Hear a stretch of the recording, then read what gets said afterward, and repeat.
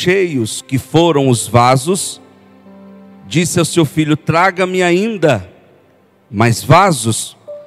Porém ele disse: não há mais vaso nenhum. Então o azeite parou. Voltou ela ao homem de Deus e disse ele: vai, vende o azeite e paga a tua dívida, e você e seus filhos vivei do resto. Tomai-vos assento, por gentileza.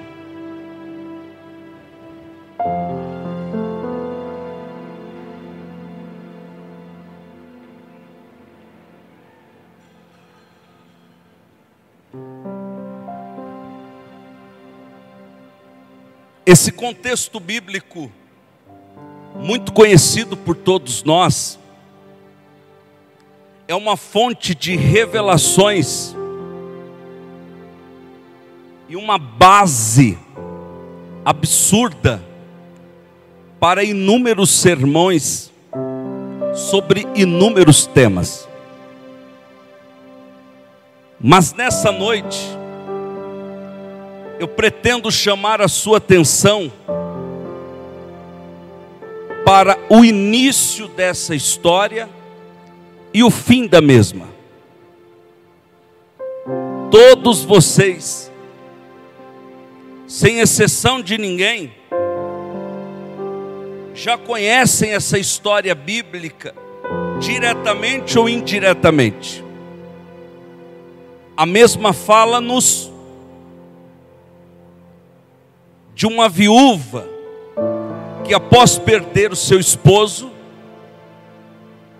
se depara com inúmeras dívidas e com a probabilidade de perder os seus filhos.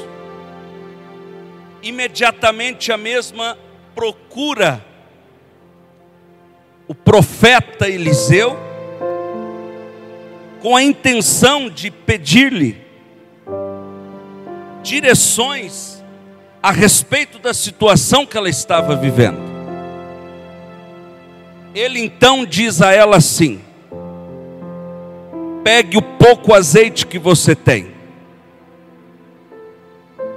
e some a sua pequena botija aos inúmeros vasos e vasilhas que você pegará emprestado dos seus vizinhos.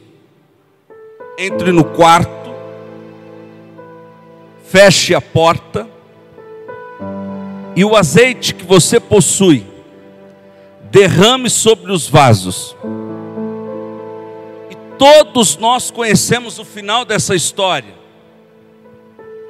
O azeite multiplica, multiplica, multiplica. E à medida que o azeite multiplica, os vasos e as vasilhas vão sendo cheios, até o ponto de todos os vasos e vasilhas serem totalmente cheios.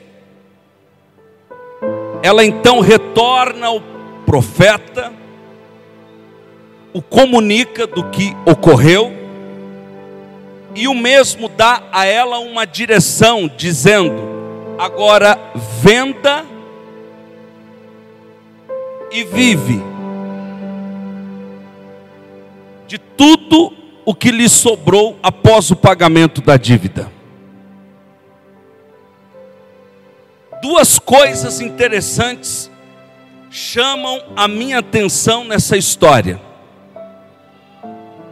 o posicionamento desta mulher no cenário de crise e o posicionamento desta mulher num cenário de bonança.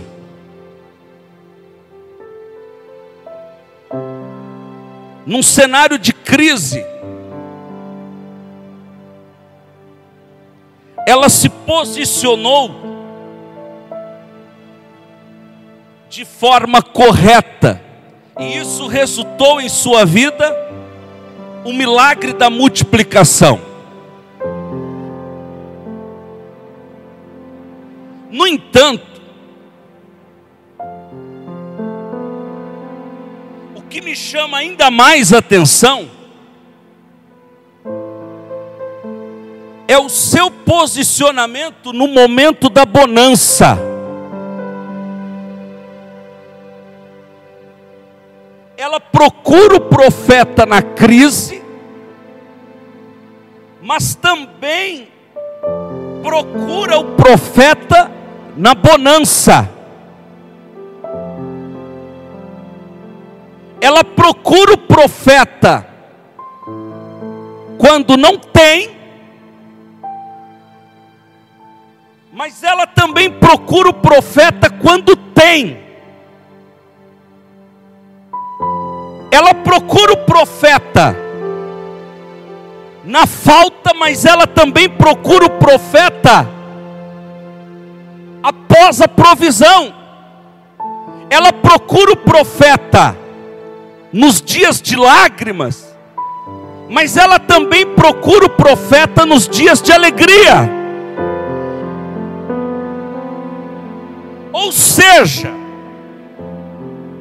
ela se posicionou de forma correta nos dias de crise, como também nos dias de bênção.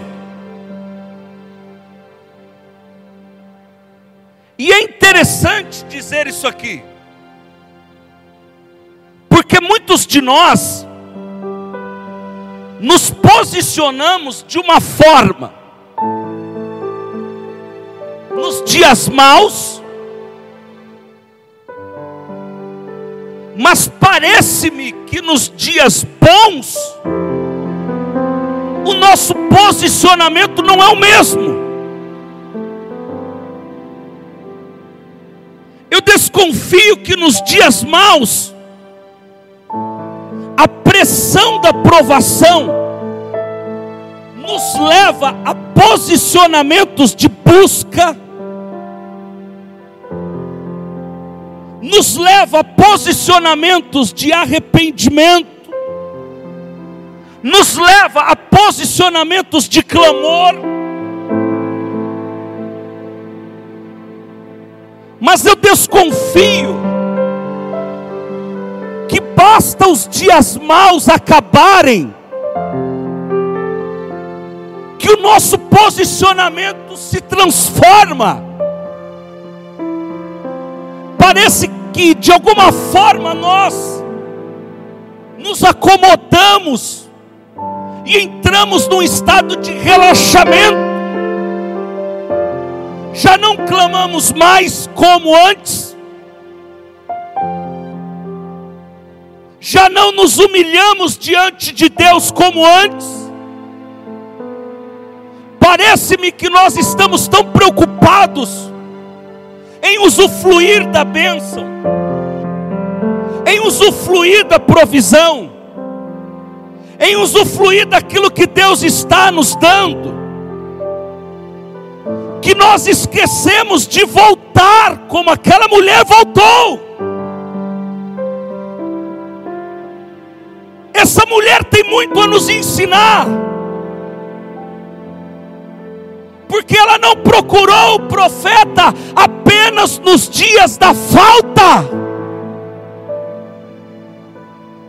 Ela não assumiu um posicionamento de busca apenas quando a pressão da provação lhe atingiu de alguma forma, não. Ela retornou ao profeta também nos dias de glória. Ela retornou ao profeta também nos dias de provisão. Ela retornou ao profeta também nos dias de milagre. Ela também retornou ao profeta nos dias de multiplicação. E baseado nisso, eu quero declarar uma palavra profética para a tua vida. Possa ser que você esteja vivendo dias difíceis, como essa mulher estava, mas assim diz o Senhor: dias de vitória chegarão à sua casa. Dias de multiplicação chegarão à sua casa. Dias de provisão chegarão à sua casa. dias de milagre chegarão à sua casa. Eu estou sendo profeta de Deus para a tua vida. A história desta mulher começa em uma situação complexa, de possíveis perdas e danos. Mas o interessante é que, na medida do processo, à medida que o processo se desdobrava sobre a vida dela,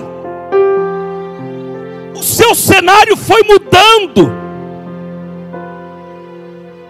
E um cenário caótico de dívida e perda foi se transformando num cenário de provisão e milagre. É o que vai acontecer na sua vida, no seu ministério, na sua vida espiritual. Eu não sei como começou, mas uma coisa é certa: não vai terminar do jeito que está, diz o Senhor.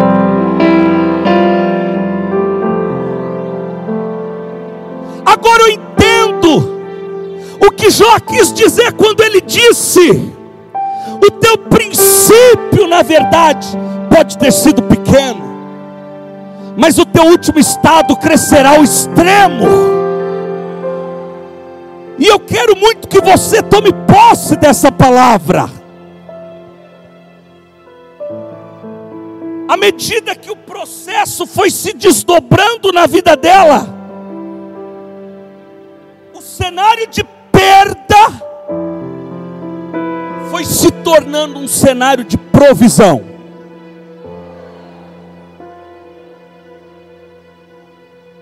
O cenário de dívida foi se tornando em um cenário de quitação.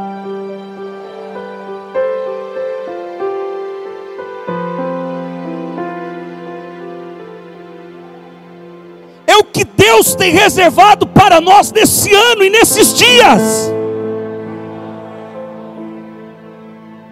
Mas escute, o nosso posicionamento não pode se resumir apenas nos dias de provações.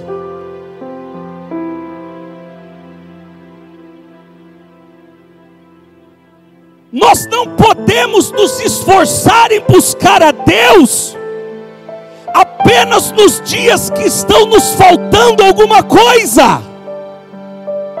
Não!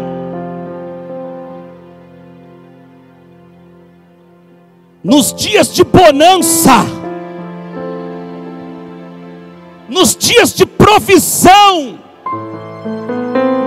antes dela usufruir de tudo aquilo que Deus estava lhe entregando, ela fez questão de voltar de onde ela começou. Ela começou aos pés do profeta. Ela fez questão de voltar aos pés do profeta.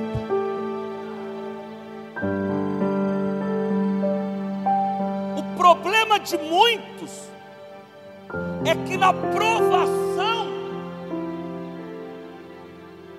eles se posicionam, mas na bênção eles se perdem.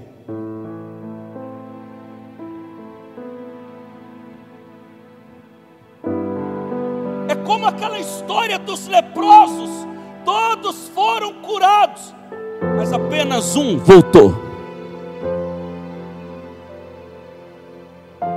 Por isso essa palavra é uma palavra preventiva de Deus para você.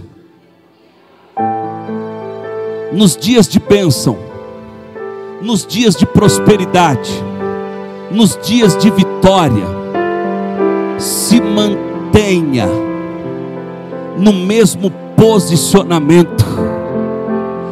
Volte para a igreja para glorificá-lo pela sua vitória. Volte para os cultos de oração como nos dias da crise. Volte para o ministério como nos dias da prova. Eu quero declarar que dias de muita bênção chegará sobre a tua casa. Você recebe esta palavra? À medida que você manter o seu posicionamento em cenários de bênção, eu quero liberar isso aqui sobre você. A bênção se manterá sobre a tua vida.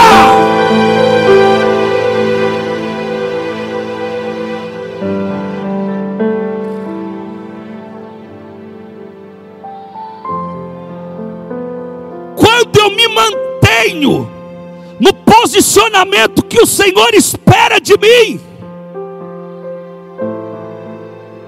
aquilo que eu estou recebendo dEle assume um papel de continuidade na minha vida. É por isso que muitas pessoas vivem instabilidades.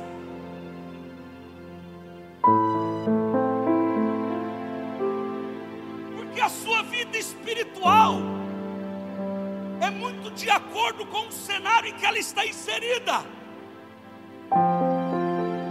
A doença bateu a porta, o desemprego bateu a porta, a notícia ruim bateu a porta, e imediatamente eu assumo um posicionamento aos pés do profeta. Mas basta as coisas melhorarem, que a sua vida espiritual muda. Já não busco como antes, já não sou tão fervoroso como antes, porque eu não tenho mais tempo. Deus está me abençoando muito, Deus está me prosperando muito. Eu já não tenho a disponibilidade que eu tinha antes. Se tem uma coisa que Deus jamais fará, é te abençoar para você se desviar. A bênção do Senhor enriquece. Enriquece. Vou repetir: enriquece. Principalmente a sua vida espiritual. Nós precisamos mudar esse conceito de que na prova eu sou mais crente, na bênção nem tanto.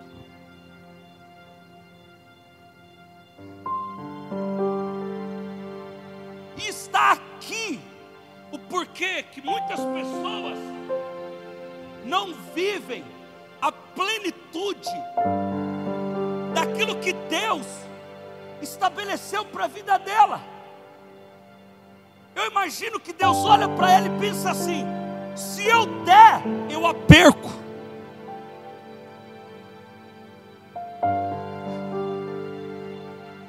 Mas em nome de Jesus, o Espírito Santo está convertendo os nossos corações aqui hoje. Os cenários externos não vão mais determinar a qualidade e o padrão da minha vida espiritual. Aquilo que Paulo falou será uma realidade na minha vida.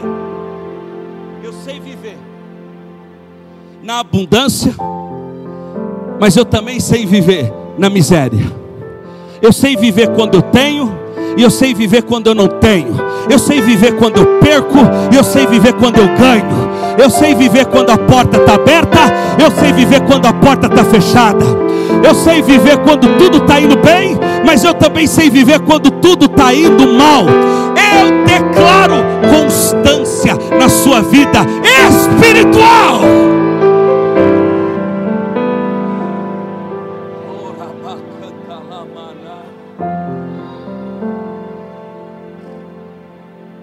Chega desse cenário de instabilidade. Deus Deus está esquadrinhando o nosso coração nessa noite. E o que Ele quer encontrar no seu coração, na sua alma, no seu espírito, é um posicionamento de constância no que tange a servi-lo por aquilo que Ele é, e não por aquilo que Ele pode fazer.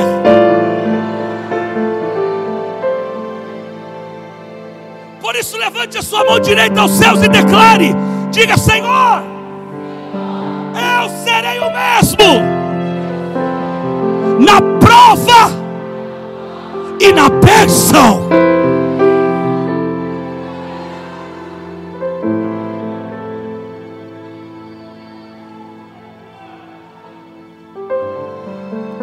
Oh, glória a Deus.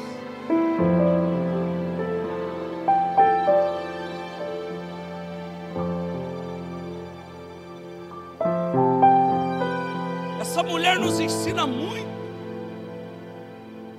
Eu poderia gastar horas aqui com vocês, falando sobre pontos específicos do posicionamento dessa mulher nos dias de crise dela.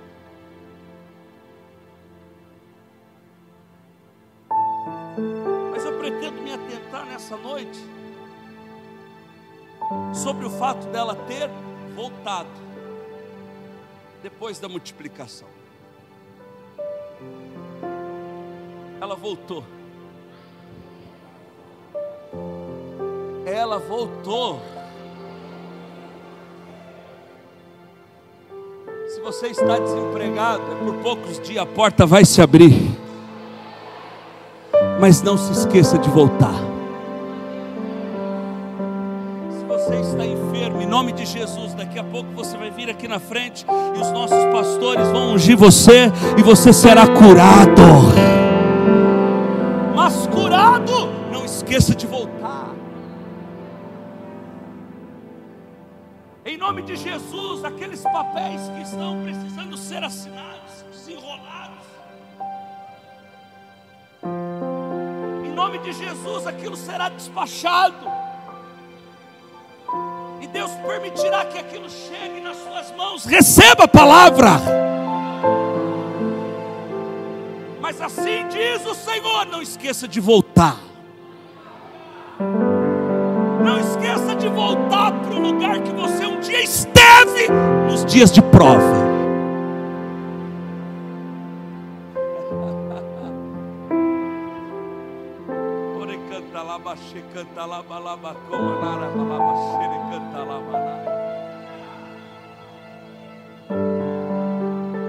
Nós vamos orar nessa noite em cima disso.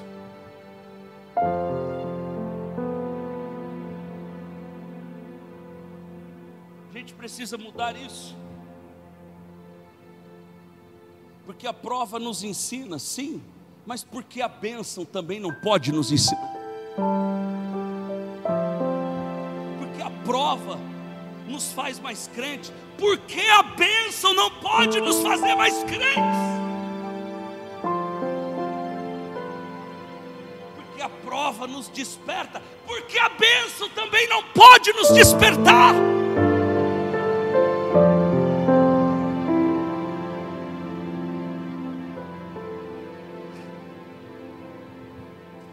Nós precisamos mudar essa mentalidade medíocre,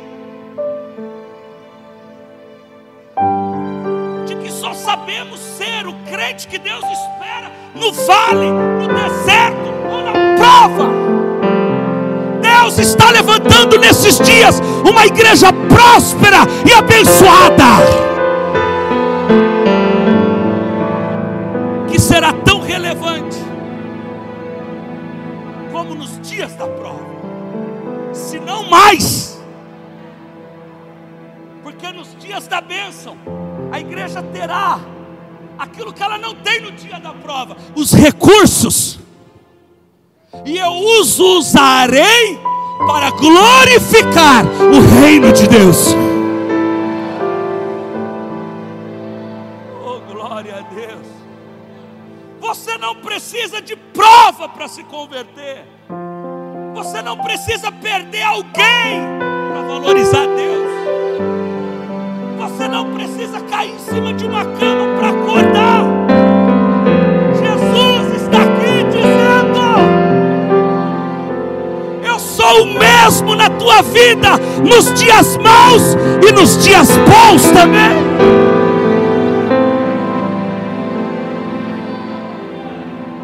Eu nunca mudei com você. É você que muda comigo, de acordo com a qualidade dos seus dias. Uau.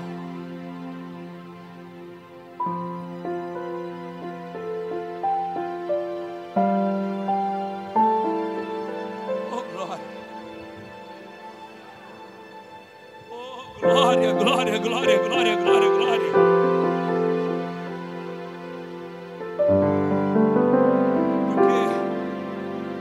Corrompe o coração do homem, porque uma casa muito boa corrompe o coração do homem, porque as bênçãos de Deus corrompem o coração de um homem não convertido em Cristo.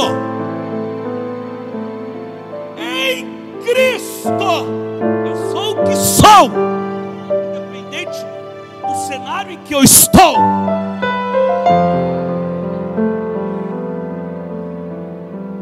Chega de ficar usando a prova como termômetros para a tua vida. A partir de hoje o seu padrão não será mais a prova. Toma posse.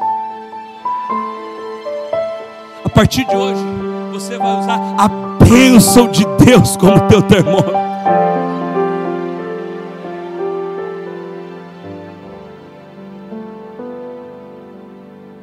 Ela voltou depois da provisão, ela voltou depois do milagre, ela voltou depois da multiplicação. E olha como ela não mudou.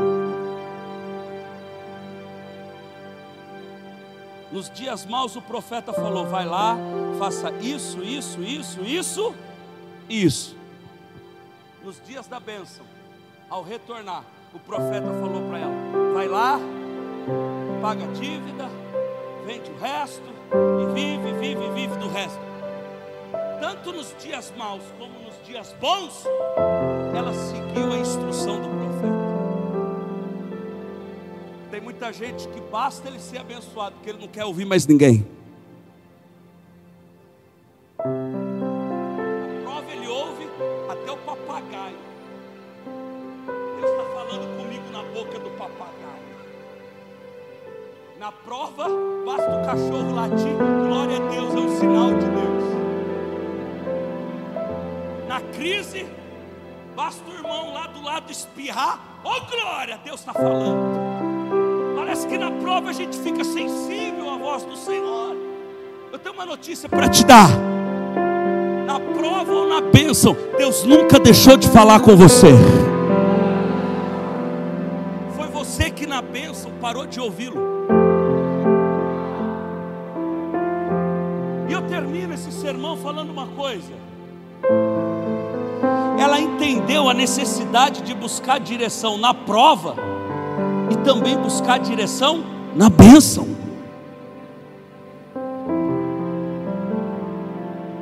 Porque alguém na bênção sem direção transforma a bênção em prova. Uau! Você precisa de direção, não só na prova, mas também na bênção.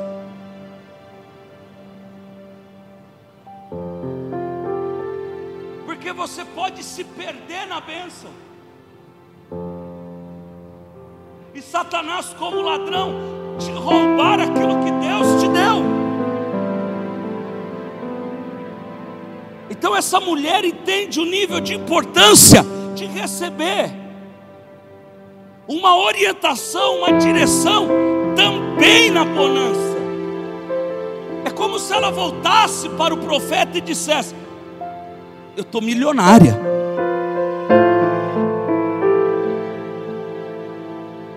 Vai acontecer isso esse ano aqui nessa igreja. Pessoas vão procurar o profeta e vão dizer: estou rico, estou cheio do Espírito Santo, Deus reativou meu ministério. Comprei uma casa. Minha vida mudou. Eu fui abençoada.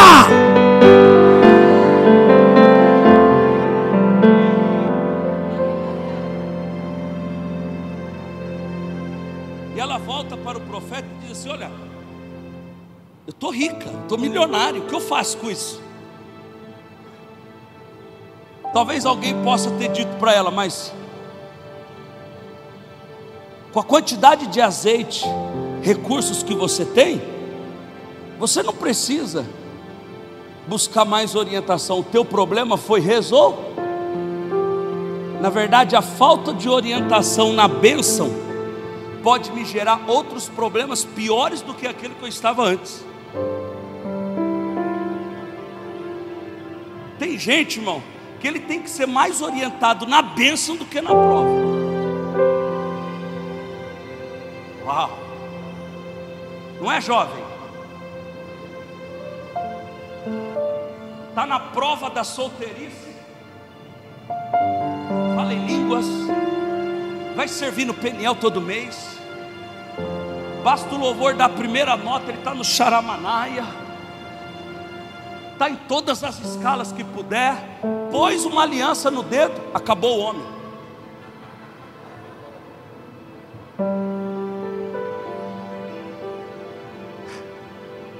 Acabou a mulher. Sabe o que é? Agora eu tenho que usufruir daquilo que Deus está me dando. Deus vai te dar para usufruir nele. Recebe a palavra. Deus vai te dar para você usufruir nele sem perdê-lo. Sua vida.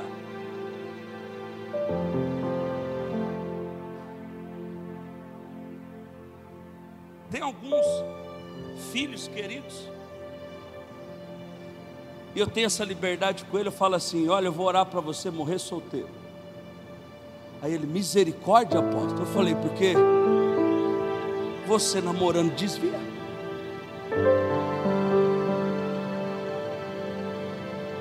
Basta Deus te dar Eva, você é expulso do paraíso.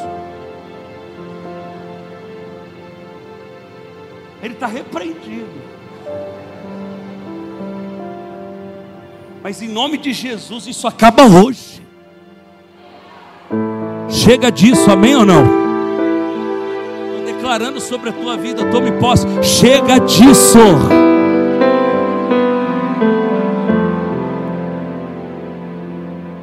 Ela voltou, ela entendeu o nível de importância. Eu vim aqui pedir orientação, porque eu estou com medo, eu estou com tanto azeite na minha casa que eu não sei o que fazer, eu não sei como conduzir. E olha o que o profeta diz para ela: a primeira coisa, acerta o que ficou para trás. Uau! Diga para 2 ou 3 ao seu redor: primeiro paga a dívida, vai.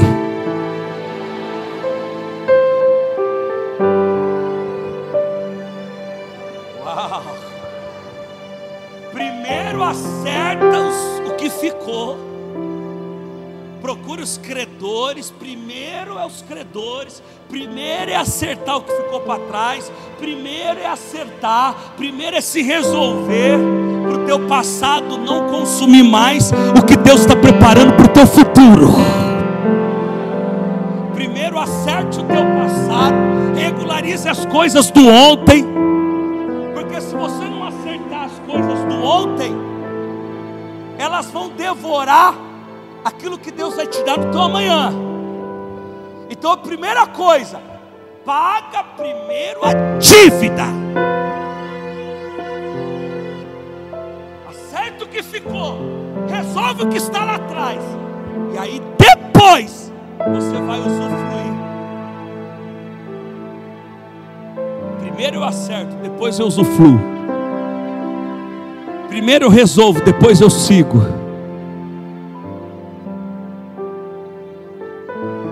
Primeiro eu mato o velho para depois me lançar para o novo. Por que tem muita gente que ela segue para o novo, mas ela lixos do velho vai empurrando ela para trás. O que aconteceu com aquela pessoa? Estava indo tão bem, do nada desmoronou.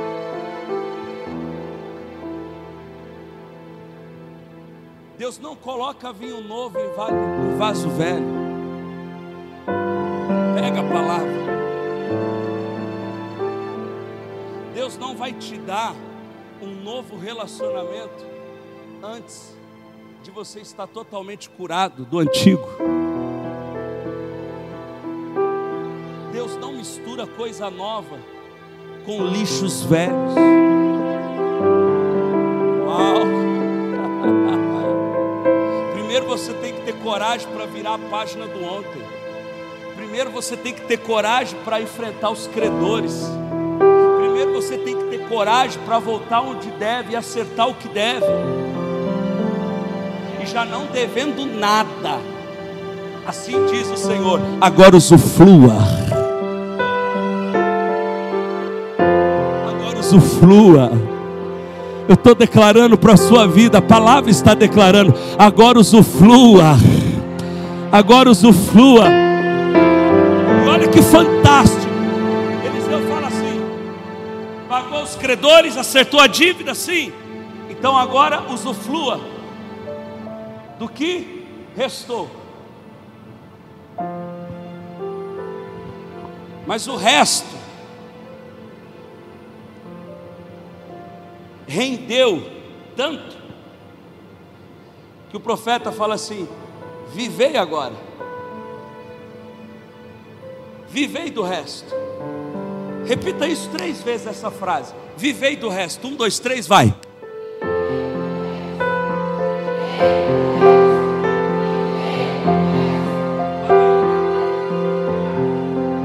Talvez aqui você já ouviu alguém pregando dizendo assim: irmãos, a quantidade de azeite era tão grande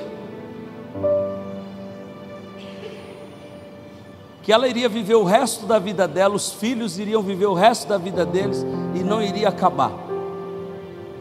Dependendo do contexto da revelação da palavra, até que cabe. Mas o Espírito Santo me ministrou assim: quando o profeta diz para ela, vivei do resto, sabe o que o profeta está dizendo? O tempo que você vai viver, do que lhe sobrou, vai depender da sua boa administração do que lhe sobrou. Então o vivei do resto aqui poderia durar 10 anos na vida dela, como 10 dias. Uau! O vivei do resto aqui poderia durar 30 anos, como poderia durar 3 meses. Iria depender do quê? Do como ela iria administrar o resto.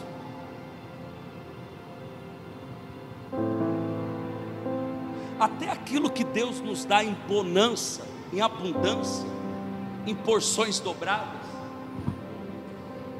precisa ser bem administrado por nós. Recebe essa palavra. Por isso eu quero terminar dizendo uma coisa para você: a bênção que Deus vai te dar pode durar uma vida inteira na sua vida e alcançar filhos e netos, como a sua falta de administração, posicionamento dentro dela, pode durar pouquíssimo tempo. O tempo da bênção na minha vida, quem determina sou eu. Dá glória por isso. O tempo que a bênção de Deus vai durar na minha vida está no como eu me posiciono dentro dela e administro ela. Tem muita gente que usufrui da bênção sem pensar no amanhã. Tem muita gente que usufrui daquilo que Deus está dando para ele, pensando só no hoje, no agora. Por isso é fantástico a direção que Deus deu para José.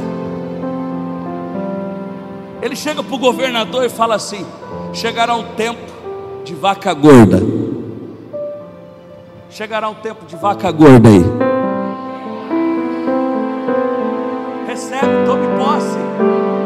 Chegará um tempo de vaca gorda. Em todas as áreas.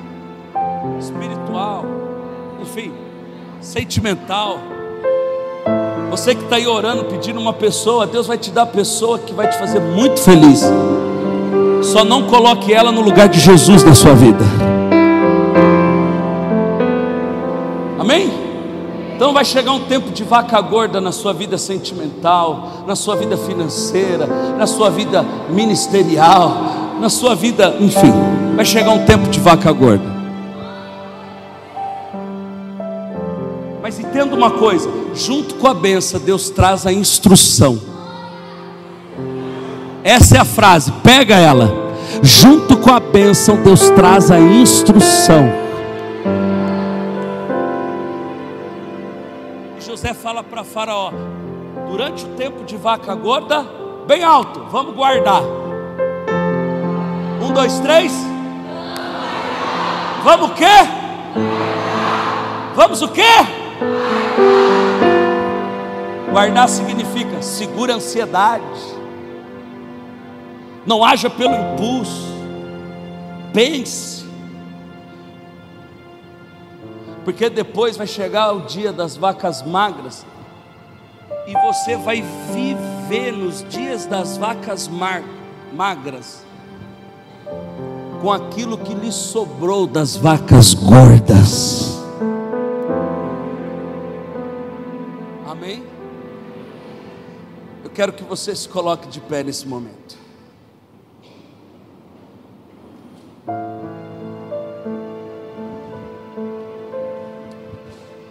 Ore canta baixeira, canta lá,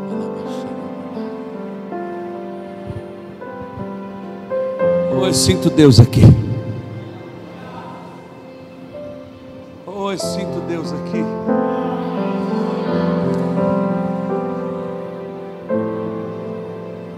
Deus te trouxe aqui para dizer a bênção que eu estou liberando para a sua vida esse ano, nesse novo ciclo, nessa nova terra, nesses novos relacionamentos, nessa nova visão, nesse novo cajado, nessa nova autoridade. Ela será recalcada, sacudida, transbordante, sem medidas. Recalcada, sacudida, transbordante, sem medidas.